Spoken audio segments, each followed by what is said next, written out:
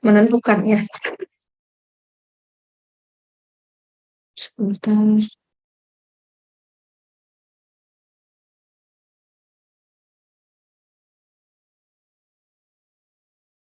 Oke, proses keputusan Markov. Jadi kemarin kita sudah belajar tentang rantai Markov, seperti apa itu rantai Markov, ada proses stokastik ya, proses stokastik, kita punya variabel random, status, lalu ada probabilitas transisi dan bagaimana mencari, menghitung nilai-nilai dari probabilitas transisi, lalu kemarin ada probabilitas yang lain lagi ya, mencari ekspektasi dan lain-lain. Oke, jadi dalam masalah keputusan Markov ini, sebentar sebelum di Recording in progress. Oke, kita mulai lagi. Ya, masalah keputusan Markov. Masalah keputusan Markov itu terkait dengan masalah penentuan kebijakan optimal yang memaksimumkan ataupun meminimumkan ekspektasi pendapatan selama tahap yang terbatas atau tak terbatas.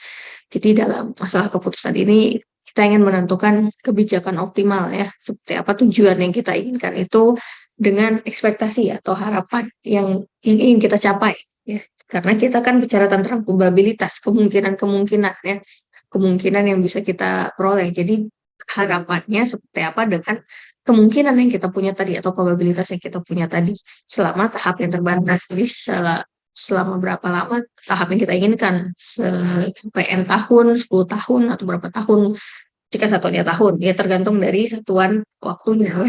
Karena kita berbicara tentang diskrit kemarin ya, waktu diskrit, jadi kita waktunya itu dalam bentuk yang dapat dihitung secara pasti. Oke, jadi dalam masalah keputusan Markov ini dicirikan oleh probabilitas transisi antar status dari sistem atau masalah yang digambarkan dengan rantai Markov. Seperti yang sudah saya ingatkan kembali ya, probabilitas transisi itu pasti akan selalu digunakan dalam kaitannya dengan rantai Markov ya, apapun nanti yang akan kita cari, baik itu kebijakan optimal dengan proses keputusan rantai Markov atau melihat kemarin ada steady state ya, contohnya salah satunya steady state kemarin, kita perlu mengetahui probabilitas transisinya. Lalu struktur ekspektasi pendapatan atau biaya jika sistem berada pada suatu status. Maksudnya di sini kalau kita ingin memaksimumkan ya, ingin memaksimumkan berarti kan pendapatan ya. Jadi kalau misalnya masalah kita itu memaksimumkan, berarti kita ekspektasinya itu pendapatan ya. Jadi berapa nih eh, dapat ekspektasi pendapatan kita yang kita inginkan itu, harapannya kita maunya memaksimumkan pendapatan itu sebesar apa. Kalau meminimumkan berarti kan salah biaya ya. Jadi jangan sampai salah memahami kalimat ini. Ini tergantung dari permasalahannya, apakah ingin memaksimumkan atau meminimumkan. Struktur ekspektasi pendapatan atau biaya jika sistem berada pada suatu status. Lalu probabilitas transisi dan struktur ekspektasi pendapatan atau biaya tergantung dari alternatif keputusan yang ada. Dan suatu kebijakan optimal terdiri atas kumpulan tindakan atau keputusan yang terbaik yang harus diambil pada tiap status. Seperti pada pemrograman dinamis ya, seperti dalam pemrograman dinamis, pada tiap tahap kita akan mengambil suatu variabel keputusan yang paling optimal ya, tergantung dari permasalahan kita, apakah maksimumkan atau meminimumkan. Yang mana masing-masing variabel keputusan yang kita pilih tadi itu akan mewakili kebijakan secara keseluruhan atau kebijakan optimal, atau yang kita sebut dengan kebijakan optimal kemarin ya. Jadi seperti apa dia dapat mewakili dari satu sistem, walaupun kita mencarinya dalam masing-masing tahap, di semua keputusan itu dapat mewakili kebijakan optimal. Ya, jadi suatu kebijakan optimal ini terdiri atas kumpulan tindakan atau keputusan yang terbaik. Ya, keputusan. Jadi seperti apa kita ingin memutuskan atau menentukan suatu pilihan gitu ya, yang terbaik berdasarkan dari permasalahan kita, apakah ingin maksimumkan pendapatan atau meminimumkan biaya yang harus diambil pada tiap status. Ya, jadi di sini pendefinisian statusnya lagi nanti harus paham ya seperti apa pendefinisian status, lalu pendefinisian keputusan atau alternatifnya. Nah, ini beberapa penerapan proses keputusan Markov. Contohnya ada pada masalah persediaan, inventory, pemeliharaan, maintenance, cash flow management, dan lain-lain ya. Ya, kita masuk ke contoh pertama. Di sini misalnya masalah petani ya. Misalnya di sini kita punya status kita di sini untuk kondisi tanah. Kondisi tanah kita definisikan, satu itu statusnya baik, dua itu cukup, dan tiga itu jelek ya. Lalu kita punya keputusan tindakan atau alternatif, ini yang nanti akan kita tetapkan. Oh, kita nanti akan melakukan keputusan yang mana jika status tanah kita misalnya baik, atau jika status tanah kita jelek, eh, tindakan mana yang harus kita lakukan untuk dapat mengoptimalkan dari tujuan kita tadi. Ya, kita punya keputusan di sini. Yang pertama, kita tidak melakukan pemupukan. Yang kedua, kita melakukan pemupukan. Bergantung dari kondisi status kondisi tanah kita. Ya, ini matriks probabilitas transisi. Ya, kembali lagi matriks probabilitas transisi. Oke, jadi kita tadi punya dua keputusan ya, untuk punya alternatif. Yang pertama, itu tidak dilakukan tindakan pemupukan jika sistem kita berada pada status 1, 2, atau 3. Jadi, berapa probabilitasnya, berapa matriks probabilitas transisinya. Jadi kita punya P1. Satu ini adalah status kita tadi. Ya, keputusan kita tadi. Jadi kita punya matriks probabilitas transisinya itu 0,2 dan seterusnya ya. Ini lagi-lagi baris itu adalah kondisi saat ini. Yang kolom adalah kondisi tahun depan. Ya, kondisi tahun depan. Jadi jika tidak kita lakukan tindakan pemupukan, maka kita akan punya peluang untuk kondisi tanah saat ini baik, besok itu baik, 0,2. Lalu jika saat ini baik, besok itu tadi apa? Cukup 0,5. Atau dari baik ke jelek itu 0,3 ya. Ini untuk kondisi jika tidak kita lakukan pemupukan. Lalu jika status kita saat ini, berarti kalau dua tadi itu cukup. Kalau kondisi saat ini tanah kita cukup, menjadi baik untuk tahun depan tanpa kita lakukan pemupukan, probabilitasnya 0. Ya, jadi tidak mungkin terjadi yang tadinya cukup tapi tidak kita pupuk, tahun depan dia tidak akan menjadi baik kondisinya ya. Lalu dia untuk dari status saat ini itu cukup ke cukup, tahun depannya sebesar 0,5 dan seterusnya. Ya, kita punya matriks probabilitas untuk keputusan satu, yaitu keputusan tidak dilakukan tindakan pemupukan pada status 1, 2, atau 3. Lalu sekarang kita punya P2. P2 yaitu matriks probabilitas untuk keputusan 2. Jadi kita sudah definisikan sistemnya, status di sistemnya ya, statusnya ada 1, 2, dan 3. Lalu ada keputusannya, kita punya dua keputusan, yaitu tidak melakukan pemupukan atau melakukan pemupukan. Jadi kita lihat untuk probabilitas transisi pada saat keputusan 2. Ya, di mana keputusan 2 tadi adalah tindakan pemupukan jika sistem berada dalam status 1, 2, atau 3. Matriks probabilitas transisinya seperti ini ya. Nanti untuk probabilitas transisi ini kalau dalam contoh soal akan langsung diberikan gitu ya. Jadi kalian tidak perlu lagi mencari ya, kalau untuk mencari ekspektasi tadi ya, ekspektasi entah itu biaya ataupun pendapatan langsung diberikan untuk matriks probabilitas transisi. Lalu selain matriks probabilitas transisi, kita juga punya matriks penerimaan atau return. Ya. Kita punya matriks R di sini, di mana matriks R ini mewakili untuk masing-masing keputusan. Kita akan punya R1. R1 berarti kita punya matriks penerimaan pada saat keputusan kita adalah tidak dilakukan pemupukan. Ya, itu adalah pajak vektor dari RIJ tadi untuk untuk keputusan 1. Ya, seperti ini 7, 6, 3 dan seterusnya. Nilai ini pun nanti akan diberikan. Lalu dilakukan pemupukan. Ini tadi kondisi 2. Berarti kita punya R2. Nilainya seperti ini 6, 5, -1 dan seterusnya. Jadi kita punya matriks probabilitas transisi dan punya matriks penerimaan. Oke, untuk masalah keputusan, Masalah keputusan dengan situasi tahap terbatas. Ada yang pertama terbatas dan yang kedua masalah keputusan dengan situasi tahap tak terbatas ya. Jadi nanti seperti apa eh, proses keputusan untuk masalah yang terbatas dan tak terbatas. Oke, pengambil keputusan menentukan tindakan terbaik yang memaksimumkan penerimaan atau meminimumkan biaya.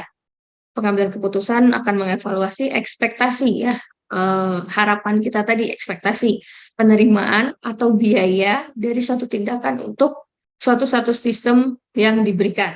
Lalu proses pengambilan keputusan disebut kebijakan stasioner. Oke, sebentar.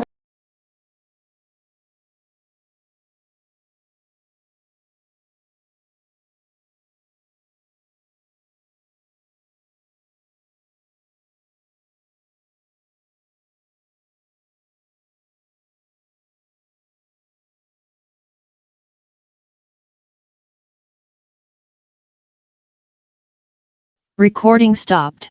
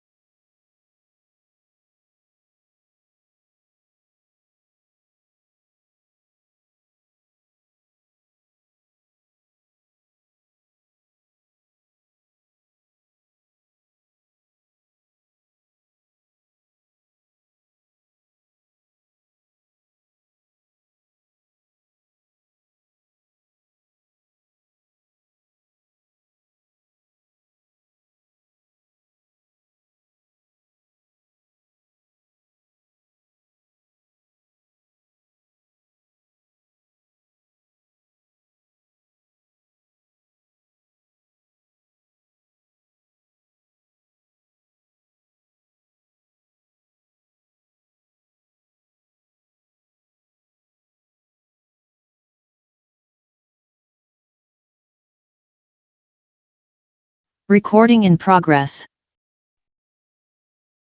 Oke, kita lanjut lagi sedikit.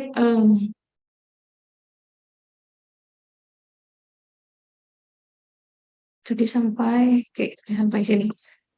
Oke, lalu untuk tiap kebijakan stasioner akan berkaitan dengan suatu matriks probabilitas transisi dan penerimaan tadi ya, matriks probabilitas dan penerimaan.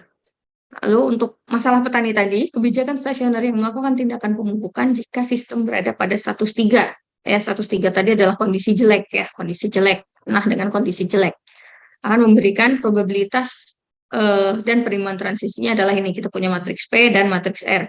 Kita punya matriks probabilitas transisi dan punya matriks penerimaan. Oke, kita masuk ke model pemrograman dinamis tahap terbatas. Ya, di proses keputusan Markov masih ada kaitannya dengan materi sebelumnya, yaitu tentang model pemrograman dinamis ya. Jadi nanti masih keterkaitan karena kita akan melihat kondisi yang akan datang berdasarkan kondisinya saat ini. Jadi nanti akan ada hubungan ya antara tahap 1 dan tahap yang seterusnya. Makanya kita gunakan pemrograman dinamis salah satunya di situ. Oke, misalkan pada masalah yang tadi, pada masalah petani tadi, dengan kondisi tanah dan keputusan yang akan diambil, misalkan petani merencanakan untuk berhenti setelah N tahun, ya. N tahunnya di sini kita belum ketahui N-nya berapa, gitu ya. Masalah berkaitan dengan penentuan tindakan yang optimal untuk tiap tahun yang akan memberikan ekspektasi penerimaan yang tertinggi pada akhir tahun ke N. Jadi dia nanti akan melihat penentuan tindakan yang optimal, di mana tindakannya tadi adalah tidak melakukan pemupukan atau melakukan pemupukan, mana nih yang paling optimal untuk tiap tahunnya yang akan memberikan ekspektasi penerimaannya itu tadi, berarti kan adalah ekspektasi biaya ya. Kalau kita ingin memupuk atau tidak memupuk kan berarti ada faktor biaya di situ yang akan kita keluarkan. Itu yang tertinggi pada akhir tahun ke N. Jadi berapa nih nilai yang harapan yang bisa kita terima untuk dari putusan 1 ataupun keputusan 2 tadi yang sudah kita definisikan.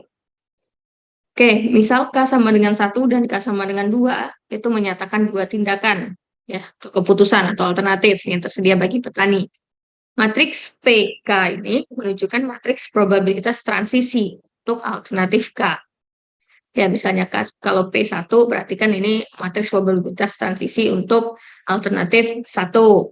Kalau 2 ya untuk yang kedua, karena kita cuma punya 2 tadi ya. Lalu matriks RK itu menunjukkan matriks penerimaan untuk alternatif K. Ya, matriks penerimaan tadi untuk masing-masing masing-masing keputusan ya, alternatif. Nah, ini kita punya matriksnya tadi ya, yang sudah kita ketahui. Kita punya matriks probabilitas pada saat keputusan 1 atau alternatif 1 dan punya matriks penerimaan pada saat K-nya sama dengan 1. Ini pada saat 2. Jadi model pemrograman dinamis untuk masalah petani tadi, kita punya M, di mana M adalah jumlah status pada tiap tahap. Tahapnya di sini adalah tahun ya. Jadi pada sampai berapa tahun dia nanti akan berhenti. Kita punya FNI, itu adalah ekspektasi penerimaan optimal dari tahap N plus 1 sampai ke N besar ini. Diberikan I adalah status sistem pada awal tahun. Jadi kalau pada awal tahun kondisinya tanahnya 1, misalnya tadi baik, lalu ekspektasinya sebesar apa, lalu ekspektasi berikutnya jika statusnya saat ini 2, dan seterusnya, tergantung dari berapa status yang diberikan. Ya, kita punya persamaan rekursif mundur ya, Fn dan Fn plus 1. Di sini kita ingin melihat nilai maksimum dari probabilitas transisi tadi, probabilitas transisi dikalikan dengan jumlah penerimaan ditambah dengan nilai yang optimal, ekspektasi optimal tadi dari Fn ini ya. Jadi berapa besar nilai penerimaan yang akan bisa kita dapatkan jika kita mengambil keputusan 1. Misalnya jika kita tidak melakukan pemupukan pada tahun ini, berapa nilai yang bisa kita terima jika status sekarang itu 1, lalu untuk status berikutnya itu 2 ataupun 3 ya. Seberapa besar yang bisa kita terima dari harapan untuk apa itu tadi, apa maksudnya, dari nilai ekspektasi tadi ya. Di sini dengan Fn, N besar ya, N besar plus 1, untuk J itu sama dengan 0 untuk semua J. Oke, penerimaan kumulatif, nilai ini tadi, RIJK dan Fn plus 1J itu dihasilkan dari pencapaian status J pada tahap N plus 1, dari status I pada tahap N terjadi dengan probabilitas PIJK. Oke, kita punya VI itu adalah ekspektasi penerimaan jika dilakukan tindakan K dan diberikan bahwa sistem berada pada status I. Ya, ini VIK rumusannya itu adalah jumlah dari probabilitas pada saat status kita I, status saat ini I, status berikutnya J pada keputusan K. Dikali ini adalah penerimaan tadi ya, penerimaan pada saat status I, saat ini I, status berikutnya J pada alternatif ke K. Ya, jadi rekursifnya jadi seperti ini. Untuk N, I maksimum dari nilai VIK tadi. FNI itu maksimum dari nilai VIK ditambahkan dengan jumlah sebelumnya. Ya, ini ilustrasi untuk perhitungan nilai VIK. Misalnya K sama dengan 1. Ini tadi adalah keputusan kita pada saat K sama dengan 1. Jadi kita tadi punya VIK saat berarti di sini V11 sama dengan V11, kita tadi punya I-nya 3 ya. Berarti J-nya juga 3. Di P11, K-nya 1, R11 1 ditambah P121 R121 tambah P131 R131 ya. Itu untuk perhitungan P1 ya. Nilai ini dari mana? Ini tadi kita punya matriks P tadi. P tadi berarti kan 0,2, 0,5, 0,3, 0, 0, 0,5, 0, 0,5, 0. Dan kita punya matriks R1 tadi ya. Berarti kan 7, 6, 3, 0, 5, 1, 0, 0, negatif 1. Ya, jadi untuk V11 sama dengan sigma dari K sama dengan 1 sampai K besar tadi. Berapa jumlah K kita? Itu untuk PIJK kali RIJK. Ya, berarti kalau untuk 1, ini kan P11K. P11K ini 1 ya. Berarti kan ini P11 dikali R11 ini. Ditambah P12-nya ini 0,5 dikali 6. 0,3 dikali 3. Hasilnya 5,3. Untuk V2-nya, untuk K sama dengan 1 sama ya. 0 kali 0 berarti kan disesuaikan dengan I dan J-nya. Hasilnya 3, untuk V3-nya itu negatif 1. Ya, itu adalah ekspektasi penerimaan jika dilakukan tindakan K tadi. Misalnya tindakan 1 tadi tidak dilakukan pemupukan ya. Jadi ekspektasi penerimaan jika kita tidak melakukan pemupukan pada saat status kita 1 itu sebesar 5,3. Jika status kita 2, 3 dan status kita 3 itu negatif 1 ya. Negatif 1 kan berarti sudah nilai statusnya 3, kondisi tanahnya jelek tadi ya. Kondisi tanahnya jelek, lalu tidak dilakukan pemupukan, otomatis tidak ada bukan tidak ada, nilai ekspektasi penerimaannya akan berkurang ya. Kalau di sini yang V1 berarti sudah kondisinya bagus, kita tidak perlu melakukan, maka ekspektasi penerimaannya masih akan bernilai tinggi seperti itu. Ya, ini contoh untuk matriks penerimaan untuk dua kebijakan. Tadi kita sudah punya P1, R1, P2, R2. Dengan horizon waktunya, N-nya itu sama dengan 3 tahun. Ya, jadi kita ingin melihat sebesar apa ekspektasi penerimaan kita jika sampai di tahun ketiga. Ya.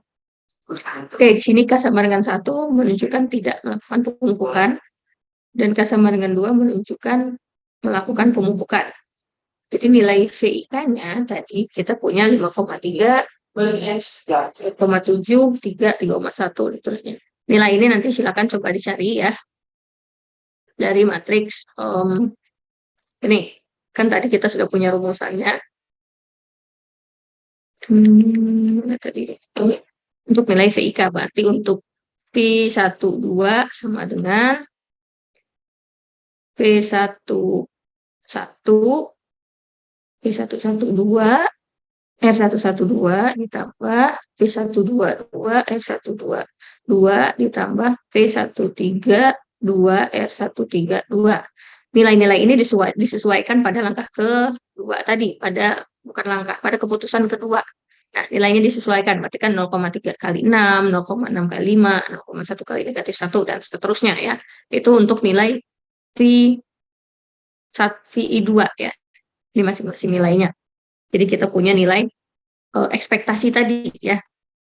Ekspektasi penerimaan jika kita melakukan tindakan 2, yaitu melakukan pemupukan.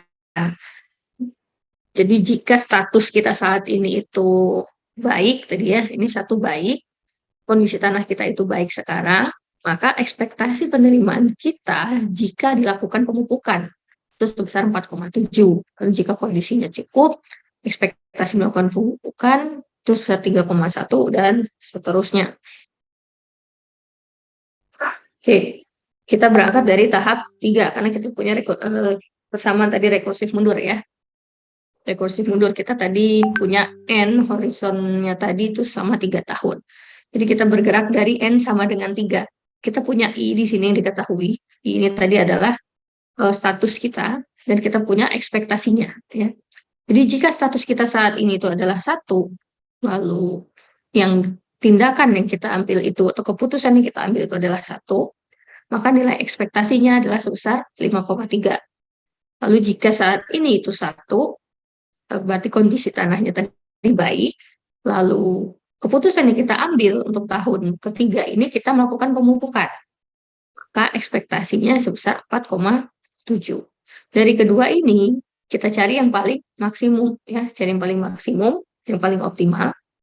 Tadi sesuai dengan rumusan sebelumnya, ini maksimum dari VIK, kita peroleh nilainya 5,3 dengan melakukan tindakan atau K-nya tadi adalah 1. Lalu kita lanjut ke I sama dengan 2, karena tadi kita punya 3 status, berarti ketiga-tiganya kita lakukan perhitungan untuk ekspektasinya. Jika status kita itu sekarang cukup, tanahnya konstannya cukup, jika kita tidak melakukan pemupukan, ini tadi tidak memupuk gitu ya, ini pemupukan. Jika kita tidak memupuk, maka ekspektasinya 3, tapi jika kita melakukan pemupukan, ekspektasinya sebesar 3,1. Kita cari yang paling maksimum, 3,1, ini diberikan oleh K-nya 2, dan seterusnya, untuk status sama dengan 3. Oke, lalu kita punya tahap N sama dengan 2, ya, tahun kedua. Sekarang kita berangkat ke tahun kedua. Ya, diingat lagi untuk pemrograman dinamis kemarin ya, kita sini punya status, di sini kita punya, kalau di pemrograman dinamis, di sini kita adalah variabel keputusannya ya, variabel keputusan. Nah, di sini kita juga bicara tentang keputusan, cuma kita punya nilai ekspektasinya terhadap keputusan 1 ataupun terhadap keputusan 2. Ya.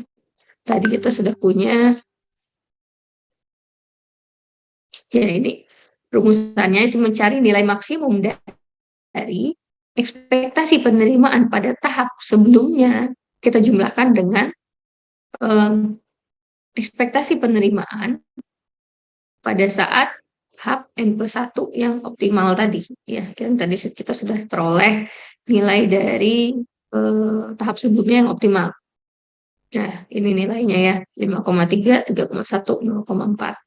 Oke, jadi pada saat tahap N sama dengan 2, ini tadi VIK tambah PIJK Fn+1J ya. Oke, yang tadi VIK-nya kita punya 5,3 ya.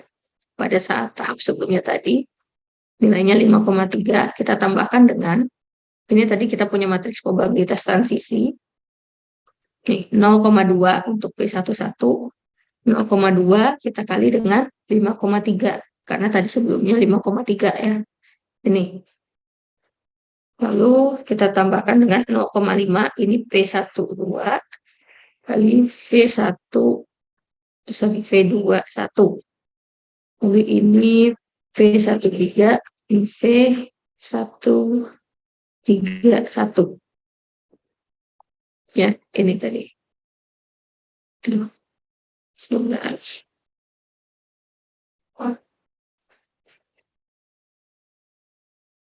Ya, nih kita jumlahkan hasilnya 8,03. Ini untuk K-nya sama dengan 1. Lalu untuk K sama dengan 2, tinggal kita ganti dari nilai V-nya tadi ya. Tadi kan sudah terperoleh ini 4,7. Ya, untuk sebelumnya 4,7. Kita tambah dengan ini pada saat matriks P2 tadi. Ini. Pada saat K-nya sama dengan 2. Ini kan yang di atas ini adalah K. Ya, kita kalikan ini tadi nilai yang optimalnya tadi pada sebelumnya F pada saat I1, yang optimal pada saat 1, yang optimal pada saat 2, yang optimal pada saat 3. Ya, pada saat I-nya 1, I-nya 2, dan I-nya 3. Kita jumlahkan, terperoleh 8,19. Kita lihat nilai maksimum 8,19 ya, untuk nilai F-nya diberikan oleh nilai K-nya tadi atau keputusannya tadi itu adalah 2. Dan perhitungan yang sama untuk status atau I yang lainnya, untuk status 2 ataupun status 3. 5,75 dan 5,61, yang maksimum 5,61 diberikan oleh 2, negatif 0,6 dan 2,13. Oke, lalu kita masuk ke N sama dengan 1. Ya, sama lagi ini untuk rumusannya. Jadi ini kita punya VIK tadi sama dengan ini 5,3. Ini V11 ya. V1, V21 itu 3, V31 itu negatif 1. Lalu sini kita punya V12 4,7, V22 3,1, di berapa nih? 32 0,4. Ya, ini ya nilainya CIK tadi. Oke, kita kalikan lagi dengan PIK FN ini N+1 ya. Ya, berarti ini 5,3 ditambah ini tadi pada matriks P2. Matriks P2 ya, 0,3. Sorry, matriks P1. Untuk K sama dengan 1. Ini K sama dengan 1. Ini K sama dengan 2. 0,2, 0,5, 0,3. Ya, 0,2, 0,5, 0,3.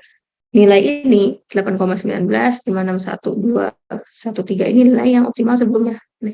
8,19, 5,61 dan 2,13 ya dikalikan hasilnya 10,38 untuk K sama dengan 1. Lalu untuk K sama dengan 2-nya diganti nilai PI-nya dan juga nilai PIJ-nya, matriks probabilitas transisinya. Dan dijumlahkan hasilnya 10,74.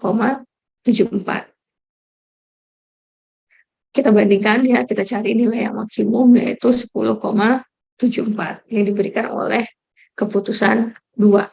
Nah, itu untuk status I sama dengan 1. Status I sama dengan 2 sama ya, perhitungannya itu hasilnya 6,87 dan 7,92. Ini yang optimum. Dan juga untuk status I sama dengan 3. Oke, jadi sehingga kita peroleh solusi optimalnya untuk tahun pertama. Tani melakukan pemupukan tanpa melihat status sistem. Lihat di sini. Di sini nilai keputusan yang kita peroleh yang optimal itu adalah 2 ya, di mana 2 tadi adalah kita melakukan pemupukan ya tanpa melihat status sistem. Jadi status manapun bisa kita lakukan keputusan 2. Lalu pada tahun kedua, petani melakukan pemupukan tanpa melihat status sistem. Kita lihat lagi di tahap 2, ya masih diberikan K-nya tadi sama dengan 2 untuk semua status. Lalu kita lihat pada saat tahun ketiga, tadi ya, N sama dengan 3, petani melakukan pemupukan jika sistem dalam status 2 atau 3. Jika sistem dalam status 1 tidak dilakukan pemupukan. Terlihat tadi di tabel yang sudah kita cari, di sini K-nya sama dengan 1 jika status kita adalah 1. Lalu jika keputusan kita 2, maka jika status kita itu adalah 2 dan 3. Ya. Dengan ekspektasinya ya untuk F1, ekspektasi 1 jika status kita 1 dan jika status kita tadi adalah kondisinya itu baik, itu sebesar 10,74. Ini 10,74. Jika kondisi kita cukup, ya ekspektasi kita 7,92 dan jika status kita jelek, ya nilainya itu 4,23. Nah, itu untuk mencari nilai ekspektasi jika diketahui di sini tadi status dan keputusan kebijakan yang kita tetapkan ya. Tadi kita punya 2 kebijakan. 2 kebijakan, yang pertama tidak melakukan pemupukan, dan yang kedua kita melakukan pemupukan. Ya. Jadi ada beberapa catatan tentang model pemrograman dinamis tahap terbatas. Ini kan tadi kan yang baru saja saya jelaskan itu merupakan tahap terbatas karena ya tadi kita ingin melihat sampai horizon waktunya itu N sama dengan 3 tahun. Jadi kan terbatas. Kita ingin melihat sampai ke tahun ketiga itu seperti apa kebijakan yang akan kita ambil ya. Nah, jadi probabilitas dan fungsi penerimaan transisi itu tidak sama untuk setiap tahunnya dan penerapan faktor diskon untuk memperoleh nilai sekarang dari ekspektasi penerimaan total.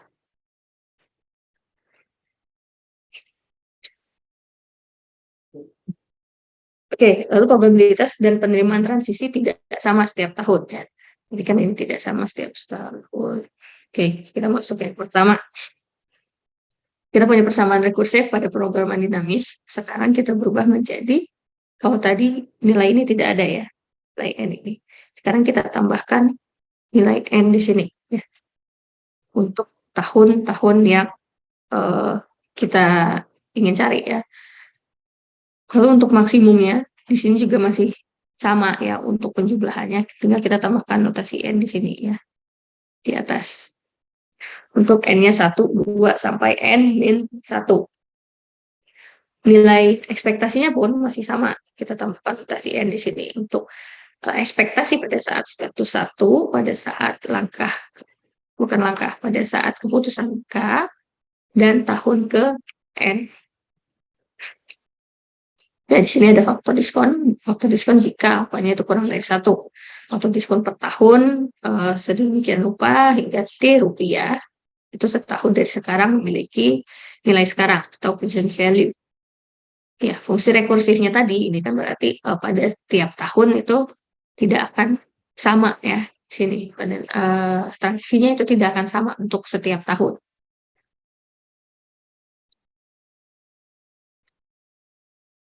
Tadi kita sudah bahas yang tadi. Ya, ini kita punya 2 tadi, ya, kita punya yang terbatas dan terbatas. Yang terbatas yang tadi masalah petani, ya, sampai kita tetapkan N yang sama dengan 3. Sekarang kita masuk ke yang tak terbatas, ya. Model tahap tak terbatas. Jadi di sini ada metode enumerasi lengkap, ya, mengoverlasi semua kebijakan stasioner yang mungkin dari masalah keputusan dan juga metode iterasi kebijakan. Ya, untuk yang pertama, untuk metode enumerasi lengkap, sini misalkan masalah keputusan mempunyai S kebijakan stasioner. Kita punya balik lagi kita punya matriks P, matriks probabilitas transisi, dan matriks R, matriks penerimaan transisi dengan kebijakan S, ya, kebijakan S di sini. Dengan S itu adalah status kita 1, 2 sampai ke jumlah statusnya itu M. Oke, langkah pertama kita hitung ekspektasinya tadi untuk VIS, ya. Kita hitung ekspektasi penerimaan satu langkah itu satu periode dari kebijakan S, sudah kita diberikan status I itu adalah 1, 2, sampai M. Lalu selanjutnya kita hitung V, ya. VS, probabilitas stasioner jangka panjang, atau probabilitas steady state-nya kemarin, ya. Kita sudah bahas tentang steady state dari probabilitas transisi PS tadi ini yang berasosiasi dengan kebijakan S. Ya, ini rumusan yang akan kita gunakan untuk menghitung probabilitasnya tadi. Nilai P tadi di sini, PS, ya, pada saat kebijakan S dan matriks probabilitas transisinya, yaitu sama dengan PS. Dan jumlah dari V tadi ini, probabilitas stasioner tadi, itu akan sama dengan 1. Ya, jadi kita punya 1 sampai ke M, tergantung status yang kita punya nanti. Lalu kita hitung nilai ekspektasinya, ekspektasi penerimaan dari kebijakan S per langkah transisi. Dengan rumusannya adalah kita kalikan nilai VI pada kebijakan S, kali V, ini ekspektasi penerimaan tadi, ya. Ekspektasi penerimaan satu langkah tadi. Langkah keempat, kita tentukan kebijakan optimal. Kita tentukan dengan mencari nilai yang paling maksimum untuk nilai ekspektasinya. Ya, misal di sini contoh, kita punya masalah kebun dengan 8 kebijakan stasioner, ya. Kita punya 8 kebijakan. Di sini kita definisikan 1, 2, dan seterusnya sampai ke 8. Kalau tadi kita ada contohnya 1, 2, ya, tidak melakukan atau melakukan. Di sini kita punya 8, ya. Di mana pertama itu tidak melakukan, ya, tidak melakukan sama sekali. Yang kedua kita lakukan tanpa memandang status. Jadi seperti apapun status kita tadi, kondisi tanah kita tadi, ya, kita tetap melakukan pemupukan. Lalu kondisi ketiga, kebijakan ketiga, kita lakukan jika statusnya 1, 4 lakukan jika statusnya 2, 5 kita lakukan jika status 3, 6 jika status 1 atau 2 kita lakukan, 1 atau 3 kita lakukan, dan 1 atau 2 atau 3 juga kita lakukan. Ya, ini kita punya matriks probabilitas transisinya, ya, dan matriks penerimaan. Kita punya P1 sampai P8. Ya, dan juga R1 sampai R8. Oke, lalu kita masuk ke perhitungan ya. Perhitungan V. Tadi kita punya rumusannya untuk mencari ekspektasi, ya, ekspektasi penerimaan pada masing-masing kebijakan. Jadi pada S-nya sama dengan 1, pada saat kebijakan satu tadi adalah tidak melakukan apa-apa ya. Untuk I1 dia nilainya 5,3. Untuk status 2 atau tanahnya tadi cukup, ya kita lakukan nilai perhitungan dengan memperoleh nilai 3 dan nilai negatif 1. Ini sama yang tadi ya di kita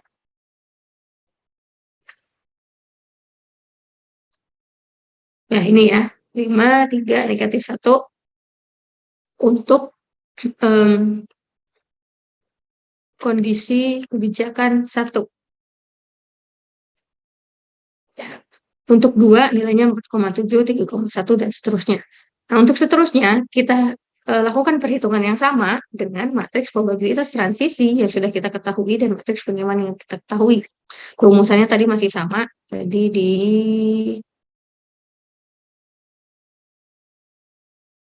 di sini ya. VIK berarti contoh misal untuk V3, misalnya kita V3 berarti kan V3 V13 salah nih. V13 berarti kan ekspektasi pada saat status 1 pada kebijakan 3 itu sama dengan P1 P113 R113 tambah P123 R123 ditambah P13 R133. Ya, nanti tinggal dikalikan dari nilai-nilai matriks yang diketahui tadi sini untuk P3 dan ini R3. Oke, sudah diperoleh masing-masing nilainya untuk V-nya ya, VIS. Jadi untuk misalnya kalau ini kan berarti adalah V15, ini berarti V27. Ya, tergantung dari status dan kebijakannya. Lalu kita hitung untuk probabilitas stasioner. Kita ambil salah satu contoh ya, Jadi untuk S sama dengan 2, tadi kita punya ya ini ya, kita punya ini tadi. Untuk S sama dengan 2, mana S sama dengan 2, berarti kita punya rumusan di sini 0,3 ini adalah P11 I1 ditambah P21 I2 tambah P31 I3 sama dengan P1. Ya, dan seterusnya ya, disesuaikan dengan dari nilai matriksnya. Kalau 2 kan berarti kita gunakan matriks di sini. 3, 0,1, 0,5. 0,3, 0,1, 0,05. Yang tadinya baris sekarang jadi kolom ya, transpose. Ini untuk S1, I1, ini untuk I2, dan ini untuk I3. Ya. Dan satu lagi tadi ini ya, penjumlahan dari nilai P-nya tadi, P1, P2, P3 sama dengan 1. Ya, ini lagi-lagi kita cari untuk masing-masing nilai P-nya tadi, P1, P2, P3. Kemarin sudah saya jelaskan, kita cari dengan sistem linear ya, sistem persamaan linear untuk masing-masing nilai variabel yang ingin kita ketahui. Ya, sudah kita peroleh nilai masing-masingnya. Di sini untuk P1 kuadrat, P1 kuadrat 2, P1 saat K-nya sama dengan 2. Bukankah ini S ya, S2. Karena kita tadi bicara tentang S2 tadi adalah ini kita lakukan tanpa memandang status. Ya, tanpa memandang status itu 6/59. Lalu pada saat statusnya 2, 31/59 dan 22/59. Nah, untuk mencari nilai ekspektasi penerimaan tahunnya, di sini kita punya tadi P1, ini P1 ya. P1, 2, ini P2, 2, 2, P2, 2, ini P3, ini P3, 2 ya. Nilainya tadi ini. Ini untuk VIS-nya berarti ini V12, V22, dan V32. Karena kita cuma membahas di kebijakan 2 ya. Kita ambil contohnya saja kebijakan 2. Kita kalikan dengan nilai P-nya tadi ya, dari nilai probabilitas stasionernya. Ini. Sehingga kita peroleh di sini ini tadi ekspektasi untuk penerimaan pada tahun pada ekspektasi penerimaan tahunan jika kebijakan yang kita ambil itu adalah 2 ya, itu E2 sama dengan 2,256 ya. Ini dari semua perhitungannya ya, dari semua perhitungan. Dengan langkah yang sama, kita cari nilai masing-masing P-nya tadi, dan kita cari nilai ekspektasi tahunannya. Jika S-nya tadi 1 atau kebijakan 1 tadi, maka ekspektasinya negatif 1. Jika 2, 2,256, 3, 0,4, dan seterusnya ya. Nanti ini bisa dicoba mencari nilai masing-masing ekspektasinya. Lalu kita lanjut ke tadi langkah 1 sudah kita hitung ekspektasinya tadi ya, VIS-nya tadi. Ini langkah 1. Lalu kita masuk ke langkah kedua, kita hitung nilai probabilitas stasionernya. Ini langkah 2. Lalu kita masuk ke langkah 3. Langkah 3 kita hitung ekspektasi penerimaan ya untuk masing-masing S ya. Masing-masing kebijakan. Ya, ini langkah 3 kita hitung ekspektasi penerimaan tahunan. Langkah 3 ini langkah 3 ya. Ini langkah 3 juga untuk setiap F sama dengan 1 sampai 8. Lalu langkah keempat kita cari nilai yang paling optimal. Kita cari nilai maksimum dari ekspektasinya tadi ya. Setelah kita lihat tadi ya, ini langkah 3 dan 4.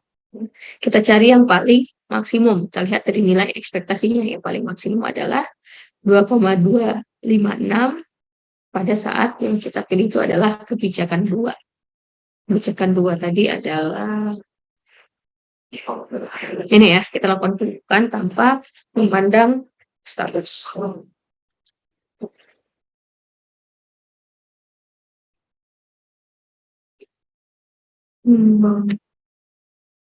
Ya, mungkin itu saja ya untuk hari ini. Saya ada kegiatan lain ya. Mohon maaf sekali, harusnya saya bisa menghabiskan materinya ya. Ya, sebentar lagi nih. Jadi sampai di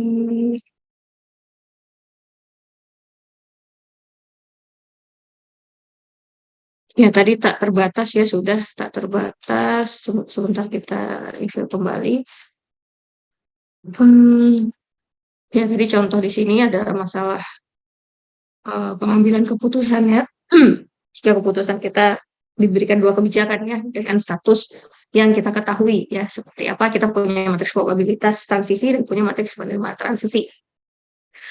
Lalu kita masuk ke masalah keputusan dengan tahap terbatas dan tak terbatas. Tadi baru sampai tahap terbatas tadi ya, yang N sama dengan 3 tahun. Itu contoh tahap terbatas.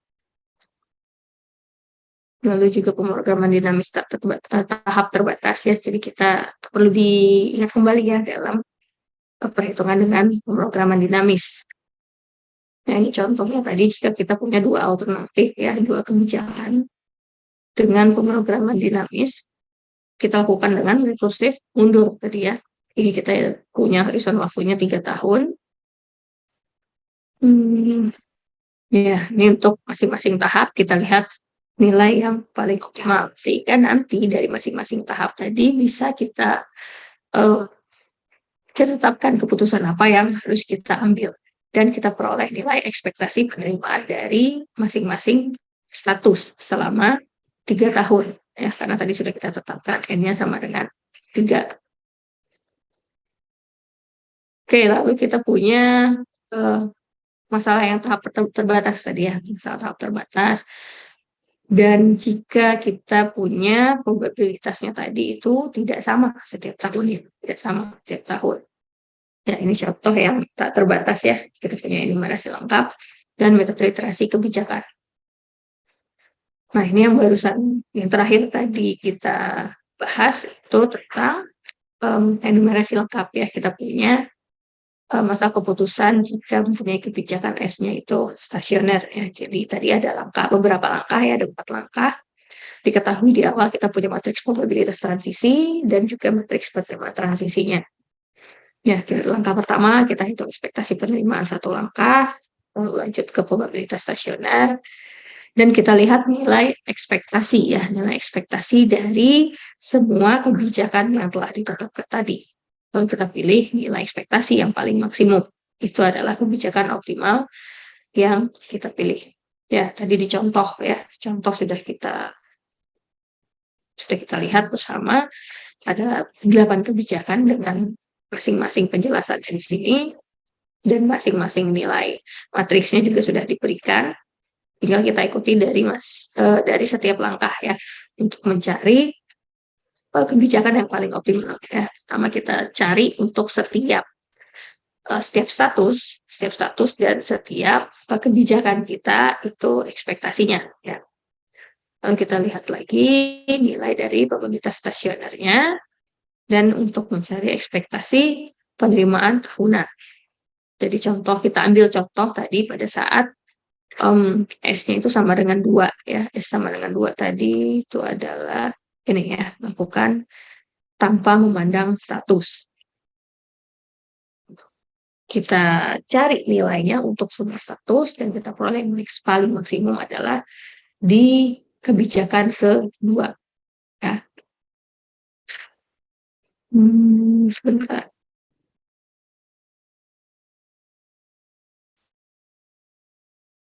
Ya, mungkin cukup sampai situ dulu ya, untuk hari ini materinya. Nanti kita lanjutkan lagi di pertemuan berikutnya. Nanti mungkin saya minta bantu ketua kelas, kita cari waktu satu lagi ya, sebelum kan minggu depan sudah libur kan, di hari Rabu sudah libur. Jadi kalau bisa ya untuk mengganti di jadwal minggu depan, ya nanti tolong ketua kelas didiskusikan dengan teman-teman sekelas ya.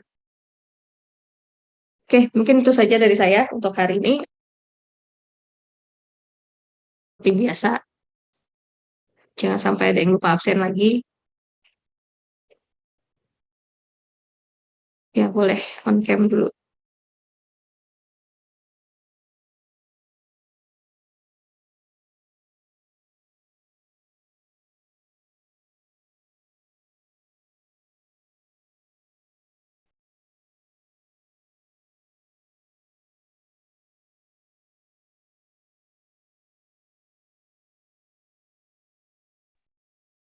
Recording stopped.